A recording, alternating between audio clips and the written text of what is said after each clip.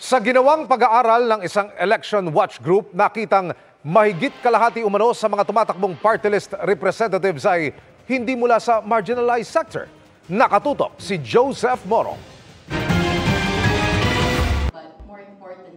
Nang busisiin ng Election Watch Group na kontradaya ang lampas 100 party list na kandidato ngayong 2025, lumabas na mahigit sa kalahati ang hindi naman kumakatawan sa mga mahihirap o marginalized sector.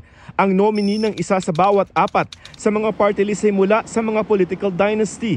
25 naman ang may kinalaman sa malaking negosyo, habang 18 ang may kaugnayan sa pulisya o militar.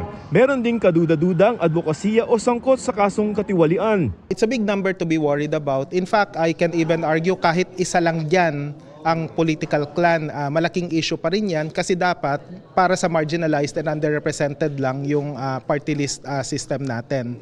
20% pa naman ng Kamara ay dapat manggaling sa mga party list ayon sa 1987 Constitution. Pagdidiin ng kontradaya, nakalagayan nila sa konstitusyon na ang mga kinatawan ay from o galing sa sektor ng mga manggagawa, mahihirap, katutubo, kababaihan, kabataan at iba pang sektor na papayagan ng batas maliban sa religious sector.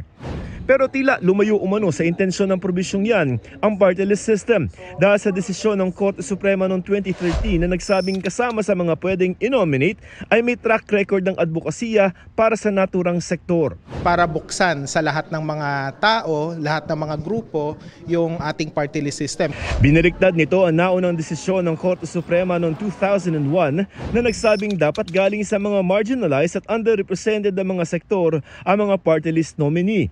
Halimbawa pang hindi may susulong ang interes ng kabataan ng isang retirado o ang interes ng mahihirap o manggagawa ng isang industrialist.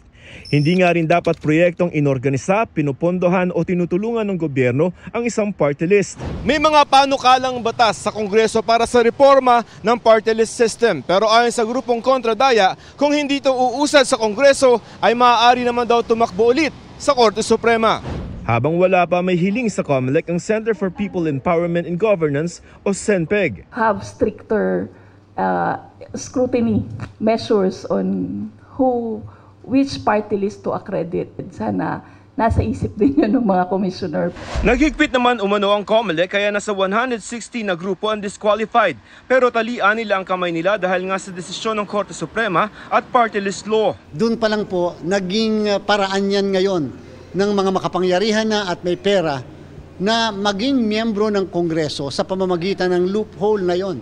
Tungkol naman sa mga political dynasty na kinakain na rin ang party list system. Doon naman po sa sinasabi na maaaring ito ay kontrolado ng ibang group, ng ibang pamilya or whatever, maaaring di pong totoo yan. Kaya po tayo may period kung saan ang isang tao, grupo, registered voter, ay pwedeng mag-file ng petition to deny due course or cancel yung isang nomination. Unfortunately, wala pa tayong anti-political dynasty law in the Philippines. Para sa GMA Integrated News, Joseph Morong, Nakatutok 24 Oras.